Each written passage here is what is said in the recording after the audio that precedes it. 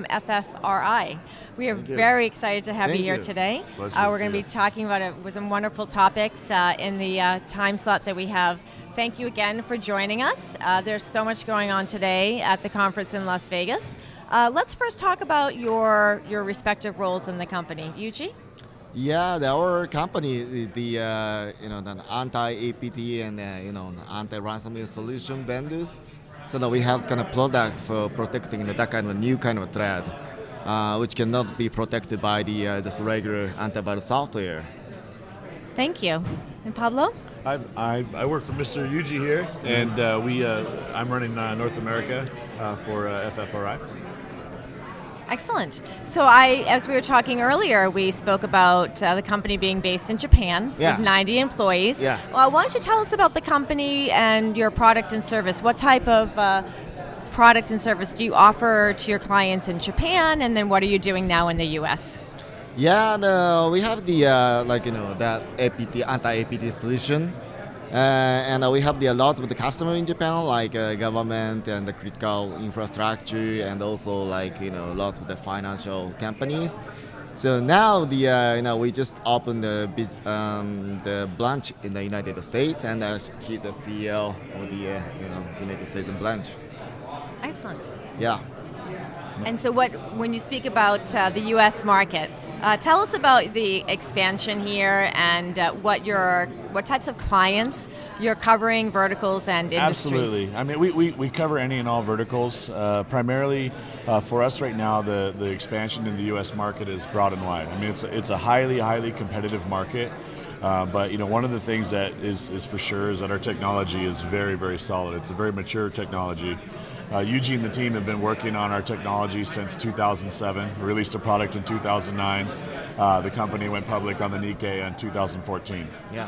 And so it's been a lot of work, but from the research perspective, the technology itself is very, very sure. I mean, and the bigger thing too you have to really think about is there's a lot of breaches that are happening, and I feel like there's so much marketing hype around machine learning, data science, and it's become such a buzzword for a lot of people. Exactly. In many cases where it's one of those things that I wouldn't say all, but some security vendors like to hype it up, and maybe there's still a huge need for advanced malware detection, and we see it every day with breaches in the news.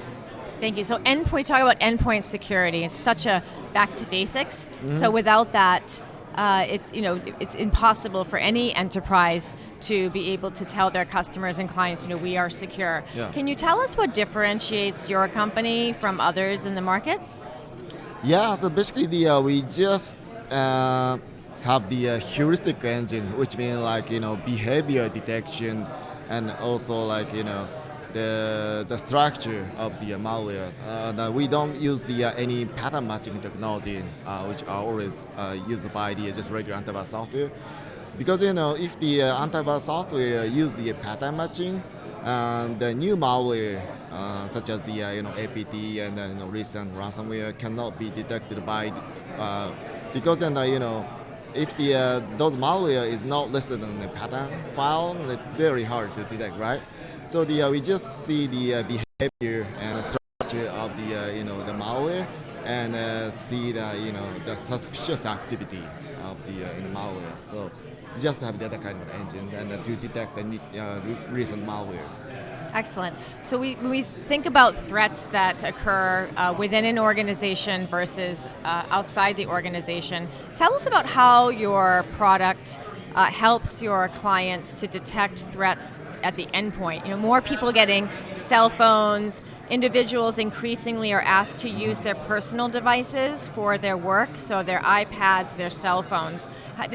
What type of challenges does that pose to you when you're expanding the number of endpoints that you have to assess? Well, I think the main thing really is the attack surface is very porous. Right, and we actually do offer advanced endpoint protection for Android security.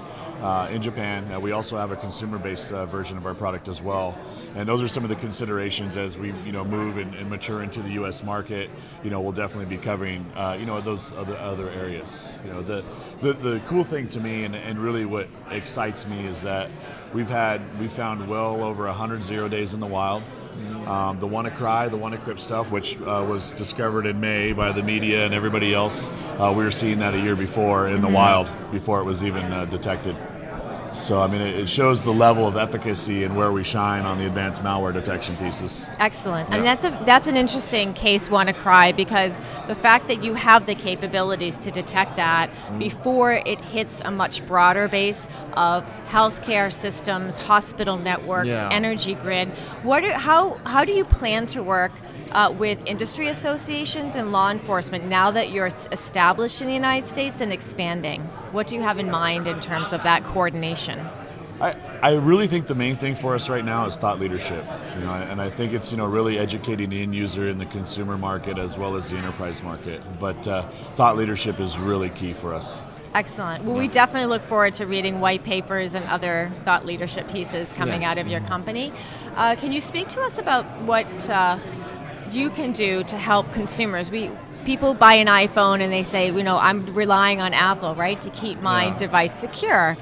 Could you give us a use case or an example on the consumer side of what your product does to help make an Apple device more secure for a family, for example? If I'm the father and I have a family plan and I have 6 devices on my family plan, is it affordable to me? Can I cover all 6 devices? How does that work? Yeah, we just focus on the Windows because then a lot of the threats happening in the Windows only now. There are some other threats in the Android devices, but we just cover the Android in the Japanese market. But now we just focusing on Windows in the United States. But we have a plan to, if the customer needs in the United States, then we're gonna sell it in the United States. Excellent. Yeah. Well, we look forward to that. Could you tell us and share with everyone who's watching what keeps you awake at night, Yuji? What's that? What keeps you awake at night? What concerns and worries do you have? In the United States? Well, I'm thinking in general, your customers in Japan, as you talk to customers in the United States. This is a question that we ask everyone. Probably now the ransomware is happening on the worldwide, and it's very big news now. But probably the other kind of the new threat are gonna be happening probably in every year in the future. So probably we have to keep detecting that kind of the new malware, so that we have to do a lot of the research for the future threat. So this is my big concern. Oh, thank you. And Pablo, what keeps you awake at night?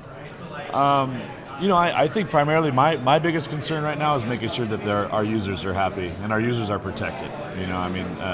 From the perspective of making that transition into the U.S. market, having to be seamless. So I would say Yuji keeps me up. Yeah, of course. I worked in Japan. I understand those long time differences. And yes, you do actually work harder, it's true. But you work better, and you have to learn how to be efficient. Yeah.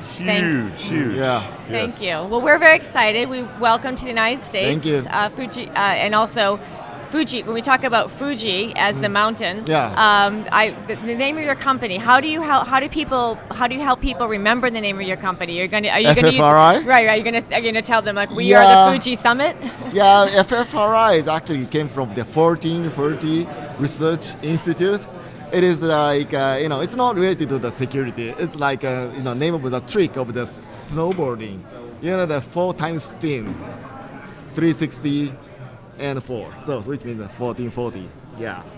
That is very cool, and I'm sure all the snowboarders out there will appreciate that. And thank you very much. And this is a wrap from 2017 Black Hat in Vegas. Thank you, everyone. Thanks, Dorothy. Thank you.